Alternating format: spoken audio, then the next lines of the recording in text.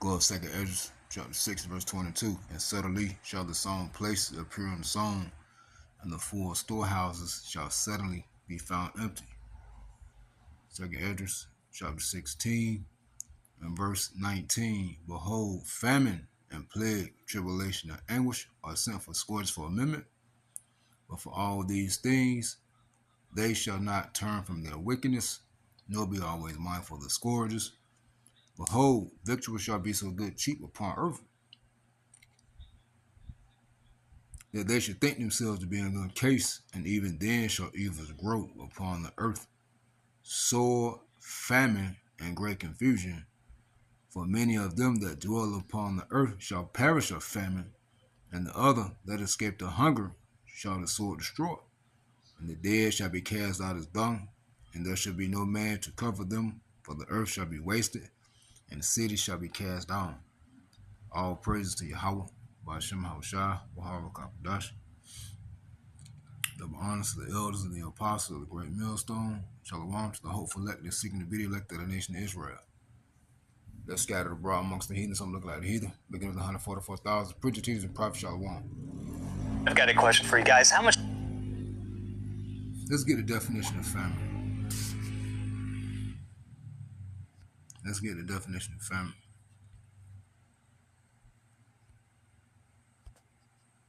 Hold on, y'all. I'm trying to navigate this phone. AI overview. Famine is a severe, widespread shortage of food causing mass starvation, acute malnutrition, and high mortality rates in a specific region. It is a technical, man-made, and preventable crisis, often driven by conflict, climate shocks, and poverty. And it's most definitely man-made. All right, it's most definitely man-made this time. All right. Now I'm just going. Hey, what's the conflict that's going on? War, the climate shocks, hey, the weather, and poverty. All right. Now we all know what people are gonna do. They're gonna by any means necessary. Hey, we all know prices are gonna go up. We all know it's gonna be shortages in the stores. Unfortunately, the price increase, chaos, and all of that. But hey, ultimately, as it just said in the definition, as we read in the scriptures, 2nd Esdras 16, it is a severe, widespread shortage of food causing mass starvation, acute malnutrition, and high mortality rates in a specific region. Mortality rates meaning death. All right, a lot of people are gonna die once this famine hit, and I believe through the spirit of probably how about Shema Shai, it's gonna start the end of the summer, fall, and it's gonna just carry out the rest of this year, man. It's gonna roll over into 2027. A lot of people gonna die, as we read. And guess what people doing? Celebrating pagan days, bull jiving, not paying attention. 2/3 of Israel. Got this video by my man right here. Your grocery bill just got worse. 2026 East Coast fruit apocalypse. I'm gonna let my man with this Yanasa TV. I'm gonna let him speak, man. I thought I was subscribed to him. My fault, I am now. As you see, $8 a pound, multiple states wiped out. And the prices are going to increase. They're going to skyrocket. All right? Well, hey, we can just let him speak. He can speak on everything. I've got a question for you guys. How much did you pay for apples, peaches, pears, just fruit in general last week at the grocery store? Because if you think produce prices are bad now, just you wait until this summer. That's because a single night in late April 20th, 21st, wiped out 90 to 100% of the fruit production on the East Coast, northeastern. Pennsylvania alone is looking at $150 to $200 million in losses. Entire orchards are shutting down for the whole year.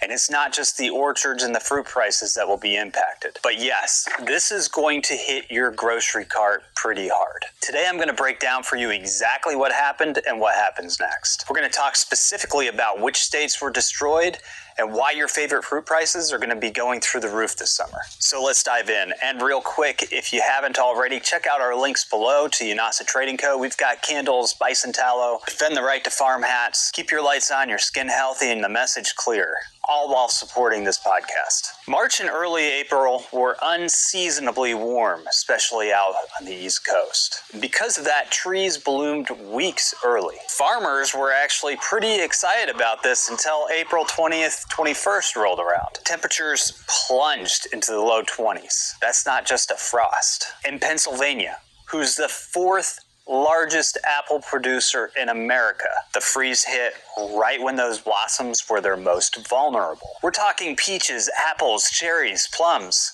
apricots, nectarines, grapes, even strawberries. A lot of the orchards lost pretty much everything. Honey Bear Orchards, for instance, in Lebanon County, posted on Facebook that they had a 100% loss on all fruit. Because of that, they're completely closed for the 2026 season. No pick your own, no cider, nothing.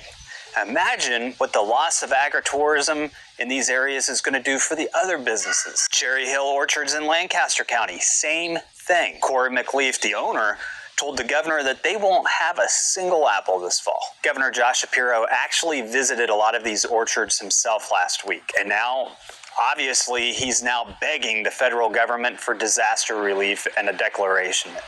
They need funds quickly. And like I said, just in the state of Pennsylvania, we're looking at $150 to $200 million in losses alone. One Arctic outbreak. And these aren't just numbers. I mean, we're talking about family farms who have been producing fruit and growing food for the American people for generations. They've lost everything at a time when prices are already through the roof for every single input. You can say goodbye to jobs for seasonal workers, agritourism, local cideries, pie makers. Everybody is hurting because of that night. Now, before you're sitting there thinking, oh, well, this is just one state. It is not one state.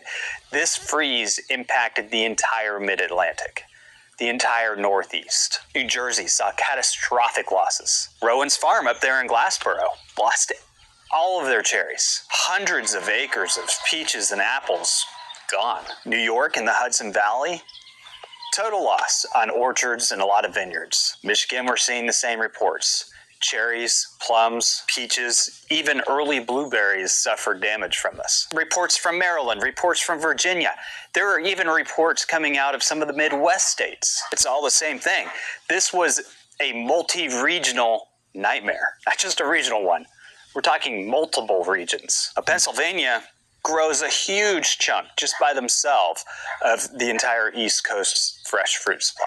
Just when that one state suffers losses like this, it impacts the entire supply chain. And like I said, we're not just talking about one state.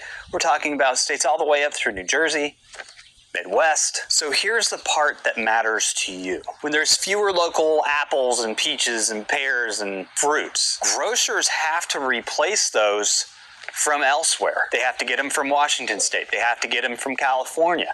Unfortunately, those states have been frying their farmers. California is about to tear down 420,000 peach trees. So then what? You have to import it?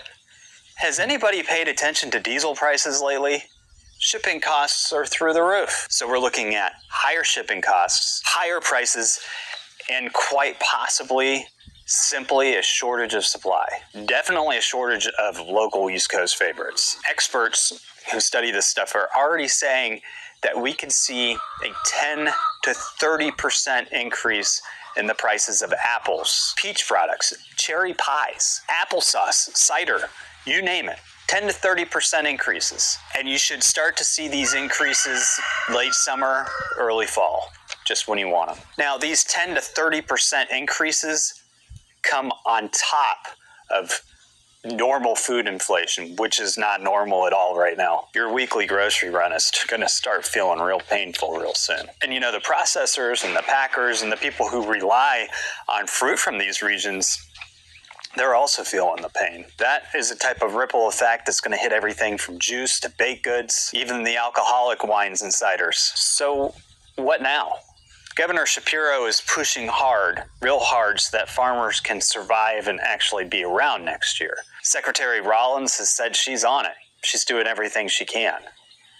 But even if they survive, it doesn't help our pocketbooks now. If you're smart, you'll buy what's left of this season's fruit before prices go through the roof. This would be a very good time to support your local farms through CSA boxes, farm stands, stack up on, that frozen and canned fruit while it's still available.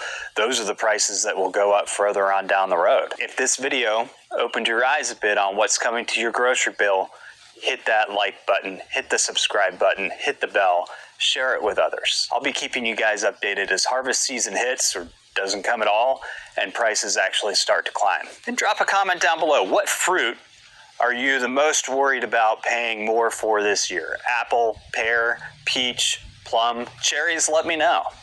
Personally, I really love my apples. It's my go-to.